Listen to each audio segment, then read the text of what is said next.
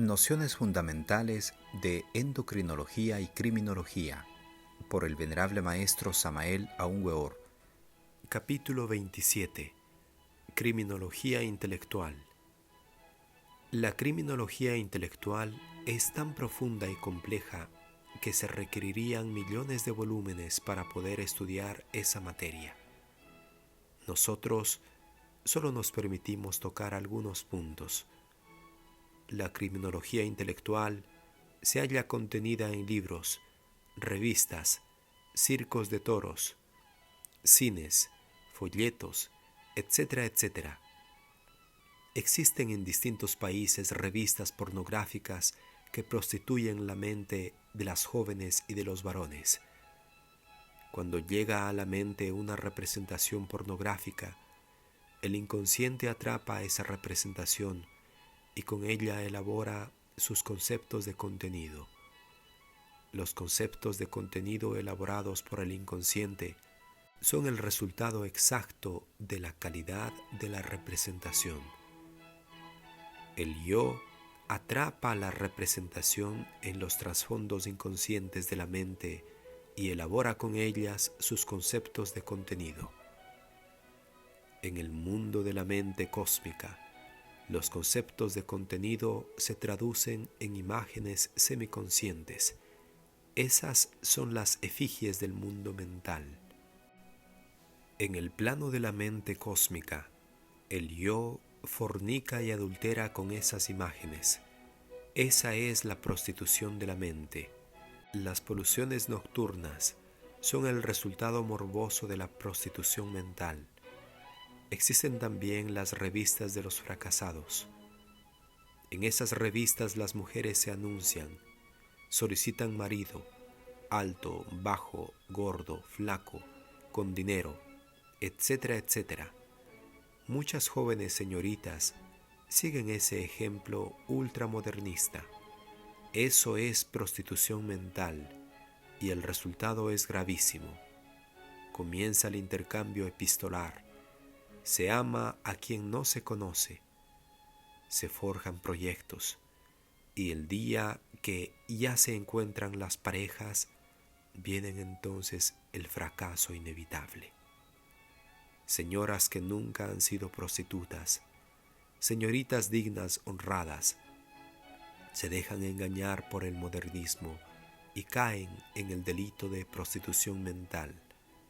Si un clarividente estudia en el plano mental los anuncios amorosos de todas esas revistas, podrá ver entonces casas de prostitución. Cada anuncio de esos corresponde en el mundo mental a la recámara horrible de un burdel mental. Todo clarividente se asombra al ver esos burdeles del plano mental. Dentro de cada recámara de esos antros horribles hay una prostituta acostada. Los hombres entran y salen de esas recámaras. Cada anuncio de la revista corresponde a una de esas recámaras. La mujer que puso el aviso está acostada en su recámara. Eso es prostitución del plano mental. El verdadero amor tiene que ver con esos burdeles del plano mental.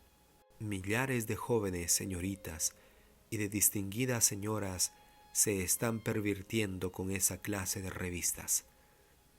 El verdadero amor comienza siempre por un destello de simpatía, se sustancializa con la fuerza del cariño y se sintetiza en suprema adoración infinita. El verdadero amor es natural, sin artificios, como el de las aves, como el de los peces del inmenso mar, como el del salvaje esquivo en la selva impenetrable. Otro delito intelectual muy grave es el del toreo. Los primeros síntomas de gravedad los vemos en las gringas, que en el clímax de la emoción arrojan hasta las pantaletas o calzones íntimos al torero. Es ridículo ver caer en el ruedo zapatos de mujer y toda clase de prendas de vestir. Esas mujeres parecen locas. La emoción violenta causa trastornos mentales transitorios. La emoción violenta es una función del yo instintivo. El resultado de las violentas emociones son los actos antisociales y altamente criminosos. Las emociones violentas originan el traumatismo psíquico instantáneo. La sensación violenta del toreo produce en los trasfondos de la mente reflejos internos criminales. Los reflejos mentales criminales evolucionan en el terreno psicobiológico del infraconsciente humano. La causa secreta del sadismo criminoso son los reflejos internos criminales que evolucionan en el terreno del infraconsciente. Existen 3 clases de emociones: ligera, óptima y siderante. La primera no logra la alteración total de la mente.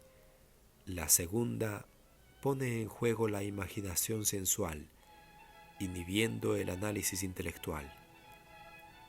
Entonces vemos los episodios histeroemotivos, como los de las misas negras en la Edad Media. Los episodios histeroemotivos de los circos de toros y los de las misas negras durante la Edad Media son semejantes.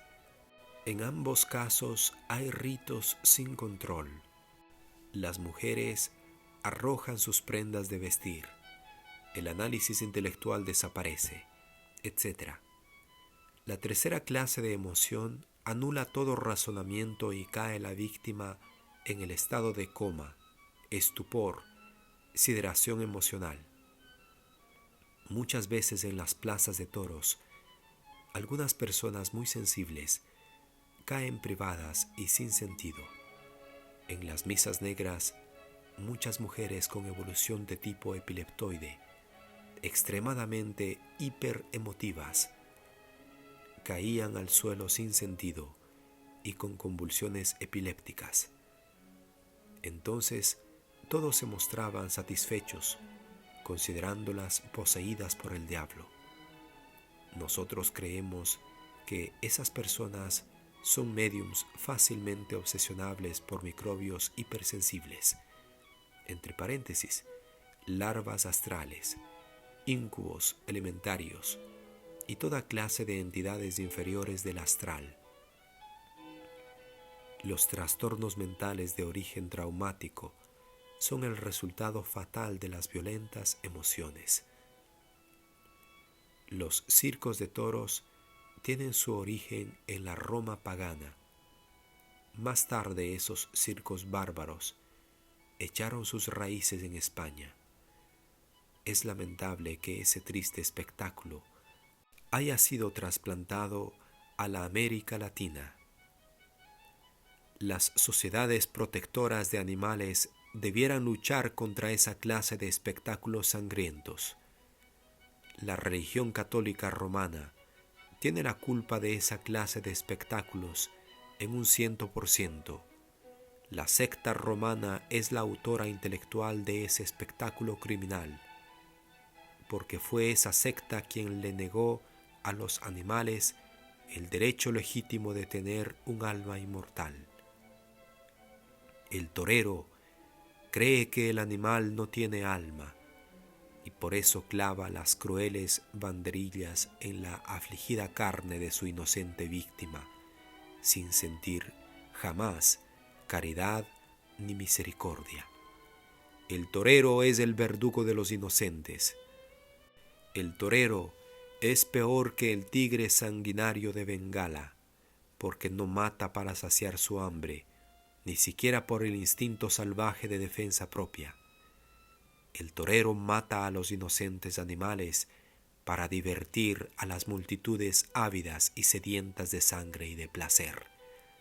El torero es semejante al gladiador romano que después de traspasar el corazón de su víctima exclamaba: «¡Salve César!». Animal viene de la palabra ánima, entre paréntesis, alma. Con solo quitarle la L a la palabra animal, queda la palabra ánima o alma. El animal es un ánima. El ánima del animal es el elemental inocente y bello. Todo átomo es un trío de materia, energía y conciencia. La conciencia de todo átomo es siempre un elemental inteligente. Si los materialistas no son capaces de ver esos elementales, es porque todavía no conocen los procedimientos científicos que nos permiten verlos. Nosotros sí tenemos métodos especiales para ver esas criaturas. El átomo es realmente un verdadero sistema planetario infinitamente pequeño.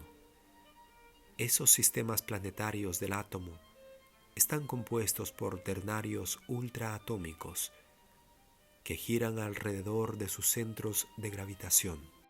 El átomo con sus rayos alfa, beta y gamma es un trío de materia, energía y conciencia. El monismo materialista hegeliano dice que la fuerza y la materia son una misma cosa. Asegura el materialista Haeckel que la conciencia se halla latente en todo lo que existe y que dizque debemos buscarla en nuestras celdillas cerebrales. Nosotros vamos más lejos porque conocemos la anatomía oculta y el cuerpo astral. La conciencia cósmica se refleja en todo el panorama del universo. Nosotros sabemos que la conciencia cósmica obra sobre la fuerza y esta última actúa sobre la materia. Los coordenados de todo fenómeno biológico, fisiológico, atómico, etcétera, etcétera, son inteligentes. Toda inteligencia directa es consciente. No podemos admitir fenómenos biomecánicos sin coordenados conscientes. Podéis estar seguros que el materialista fanático, conservador y retardatario rechaza dogmáticamente estas afirmaciones. El trauma psicológico de los fanáticos del materialismo dialéctico es reaccionario. El organismo animal resulta siendo una síntesis de materia, energía y conciencia. La conciencia animal es el elemental inteligente. El mineral, el vegetal, el animal y el hombre tienen alma. Esa alma es la conciencia cósmica. Solo existe una gran alma, la conciencia cósmica. Esa es el anima mundi de Platón. La gran conciencia es coesencial con el espacio abstracto absoluto. Llamad a esa gran conciencia Dios, Alá, para Brahman o como queráis. Eso importa poco. Lo importante es comprender la realidad de la gran conciencia. Las palabras humanas son humo que nubla el cielo estrellado del espíritu. Lo importante es la gran realidad. El torero que asesina a la infeliz bestia comete un crimen horrible contra la gran fraternidad universal. Todos los seres somos uno en el espíritu universal de vida. El cazador que asesina a sus hermanos menores, entre paréntesis, los animales, comete también el crimen cobarde de fratricida. El boxeador que golpea a su hermano para divertir a las multitudes es también un fratricida. Los campeones de lucha libre, los boxeadores, los toreros, los astutos y perversos cazadores, etcétera, etcétera, son asesinos. El autor intelectual de esos crímenes es la religión católica. Fin del capítulo 27.